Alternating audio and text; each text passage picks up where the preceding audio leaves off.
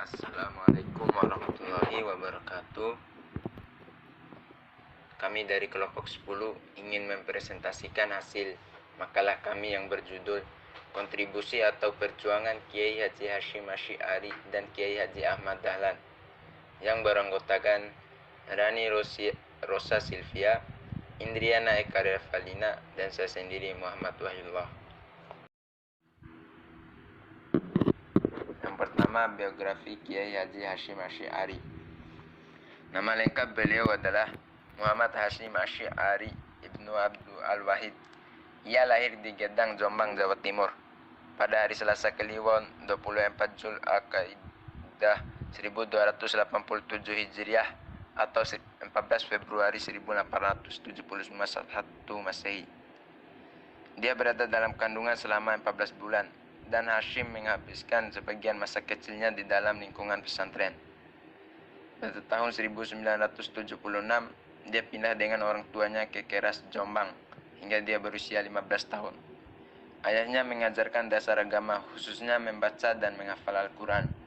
Dalam usianya yang 15 tahun, dia menuntut ilmu di berbagai pondok pesantren di Jawa Timur. Akhirnya pada tahun 1891, dia tiba di pesantren Siwalan Panji Sidoarjo yang diasuh oleh Kiai Yakub Siwalan. Terkesan dengan kecerdasannya, akhirnya beliau menikahkannya dengan putrinya Hadijah, tepat pada usia 21 tahun, tahun 1892. Setelah menikah, beliau bersama istrinya melakukan ibadah haji. Sekembalinya dari tanah suci, mertua beliau menganjurkannya menuntut ilmu di Mekah. Di tempat itu, beliau mempelajari berbagai macam disiplin ilmu.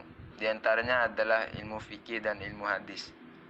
Ia tinggal di Mekah selama 7 tahun, dan pada tahun 1900 Masehi atau 1314 Hijriah, beliau pulang ke kampung halamannya. Di tempat itu, ia membuka pengajian keagamaan yang dalam waktu yang relatif singkat menjadi terkenal di wilayah Jawa. Tanggal 31 Januari 1926, bersama dengan tokoh-tokoh Islam tradisional, beliau mendirikan Nahdlatul Ulama, yang berarti kebangkitan ulama. Organisasi ini pun berkembang dan banyak anggotanya. Pengaruh beliau pun semakin besar dengan mendirikan organisasi NU bersama teman-temannya. Itu dibuktikan dengan dukungan dari ulama di Jawa Tengah dan Jawa Timur. Pada tahun 1926, beliau mendirikan Partai Nahdlatul Ulama atau NU. Sejak didirikan sampai tahun 1947, Rais Am atau Ketua Umum dijabat oleh beliau. Ia pernah menjabat sebagai Kepala Kantor Urusan Agama pada zaman pendudukan Jepang untuk wilayah Jawa dan Madura. Beliau wafat pada tahun 1947 di Tebuireng, Jombang, Jawa Timur. Hampir seluruh waktunya diabdikan untuk kepentingan agama dan pendidikan. Yang kedua yaitu biografi Kiai Haji Ahmad Dahlan. Nama lengkap beliau adalah Kiai Haji Ahmad Dahlan, atau biasa dikenal Muhammad Darwis. Lahir Kauman, Yogyakarta, 1 Agustus 1868.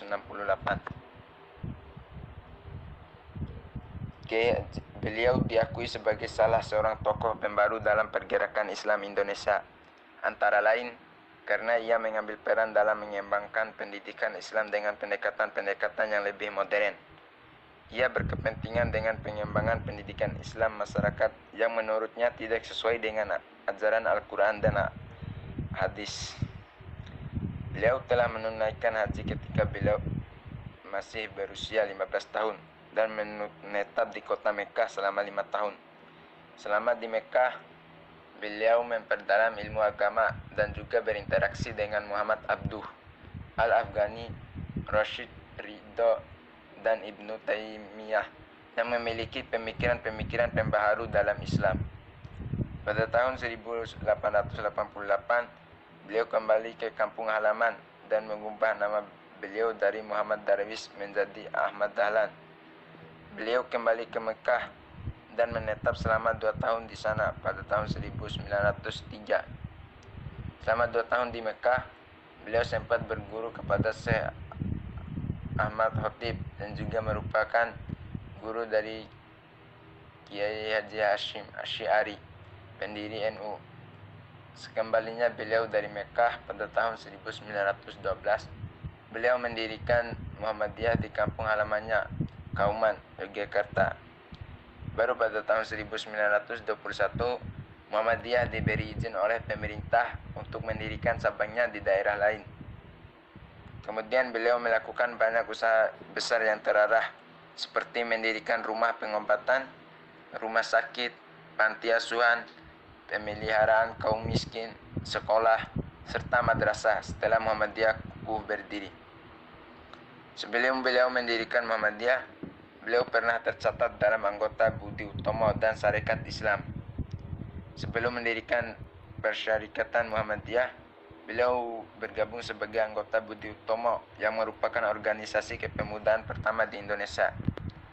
Di samping aktif di Muhammadiyah, beliau juga aktif di partai politik seperti Budi Utomo dan Sarekat Islam. Hampir seluruh hidupnya digunakan untuk beramal demi kemajuan umat Islam dan bangsa. Beliau mengalami gangguan kesehatan sejak tahun 1922 karena mobilitas beliau yang begitu tinggi.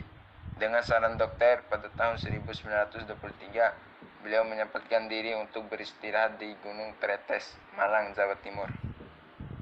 Sebelum akhirnya beliau kembali ke Yogyakarta untuk menghadiri rapat tahunan Muhammadiyah. Dalam pembukaan rapat tahunan tersebut, beliau masih sempat untuk memberikan sambutan. Kesehatan beliau terus menurun hingga akhirnya beliau meninggal pada tanggal 23 Februari 1923 dan dimakamkan di Karangkajen, Yogyakarta, serta diberi gelar pahlawan nasional oleh pemerintah Republik Indonesia. Baik, kita lanjutkan ke poin yang selanjutnya, yaitu kontribusi Kiai Haji Hashim Asy'ari. Usaha dan jasa-jasa besar Kiai Haji Hashim Asy'ari dapat diuraikan sebagai berikut.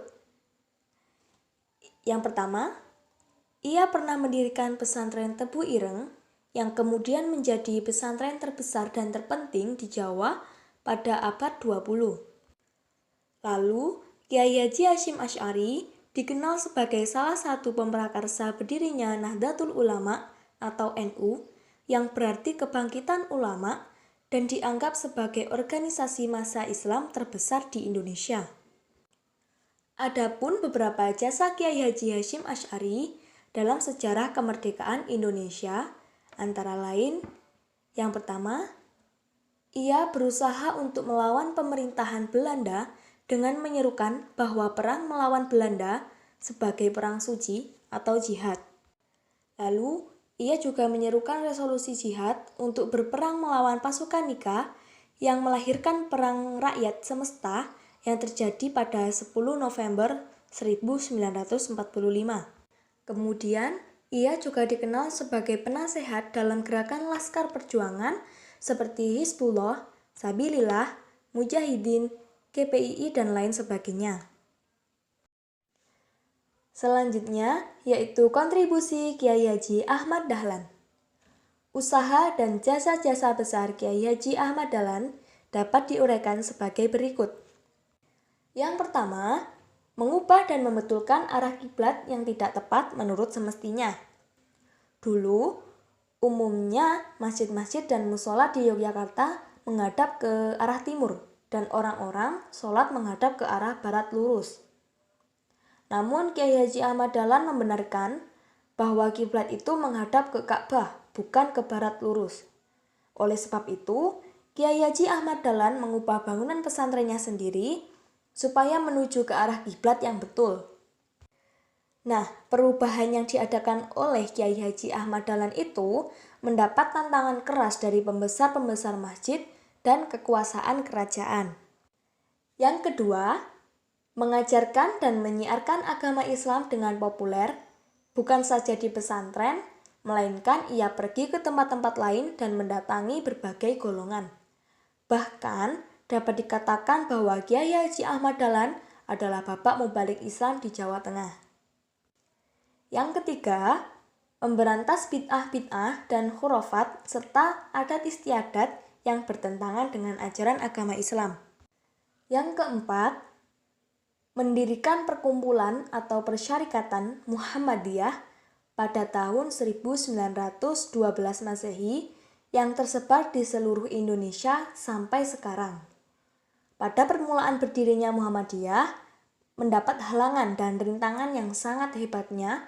Bahkan Kiai Haji Ahmad Dahlan dikatakan telah keluar dari mazhab, meninggalkan ahli sunnah wal jamaah. Berbagai macam tuduhan dan fitnahan yang dilemparkan kepadanya, tetapi semuanya itu diterima dengan sabar dan tawakal, sehingga Muhammadiyah menjadi satu perkumpulan yang terbesar di Indonesia, serta berjasa kepada rakyat dan mendirikan sekolah-sekolah sejak dari taman kanak-kanak hingga perguruan tinggi. Baik, selanjutnya saya akan menjelaskan tentang sejarah berdirinya NU dan Muhammadiyah. Yang pertama yaitu sejarah berdirinya NU.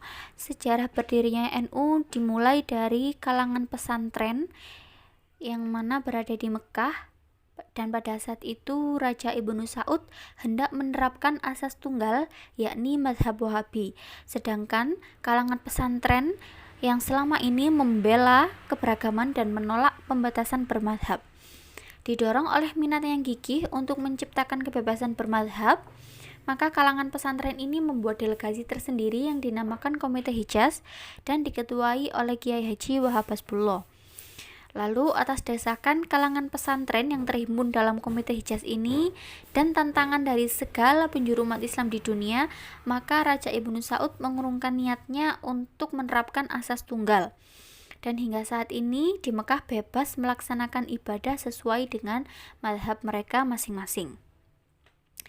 Setelah dirasa perlu untuk membentuk organisasi yang lebih mencakup dan lebih sistematis untuk mengantisipasi perkembangan zaman, maka setelah berkoordinasi dengan para kiai, muncullah kesepakatan untuk membentuk organisasi yang bernama Nahdlatul Ulama atau Kebangkitan Ulama. Organisasi ini berdiri pada 16 Rajab 1344 Hijriah atau 31 Januari 1926 dan dipimpin oleh Kiai Haji Hasyim Asy'ari sebagai Rais Akbar. Nah, untuk menerapkan prinsip dasar organisasi ini, Kiai Haji Hasyim Asy'ari merumuskan sebuah kitab Qonun Asasi atau prinsip dasar, yang kemudian juga merumuskan kitab I'tiqad Ahlussunnah wal Jamaah, yang mana kedua kitab ini dijadikan dasar dan rujukan warga NU dalam berpikir dan bertindak dalam bidang sosial, keagamaan, dan politik. Selanjutnya yaitu sejarah berdirinya Muhammadiyah. Muhammadiyah didirikan oleh Kiai Haji Ahmad Dahlan di Kampung Kauman, Yogyakarta pada tanggal 8 Dzulhijjah 1330 Hijriah atau 18 November 1912. Persyarikatan Muhammadiyah ini didirikan untuk mendukung usaha Kiai Haji Ahmad Dahlan untuk memurnikan ajaran Islam yang dianggap telah banyak terpengaruh hal-hal mistik. Nah, pada masa kepemimpinan Ahmad Dahlan, yaitu pada tahun 1912 sampai 1923, pengaruh Muhammadiyah terbatas di area karesidenan seperti Yogyakarta, Surakarta, Pekalongan, dan Pekajangan atau daerah Pekalongan. Nah, pada tahun 1925, Abdul Karim Amrullah membawa Muhammadiyah ke Sumatera Barat dengan membuka cabang di Sungai Batang, Agam, dan dalam tempo yang relatif singkat, arus gelombang Muhammadiyah telah menyebar ke seluruh Sumatera Barat, dan dari daerah inilah kemudian Muhammadiyah bergerak ke seluruh Sumatera, Sulawesi, dan Kalimantan. Lalu pada tahun 1938 Muhammadiyah telah tersebar ke seluruh Indonesia.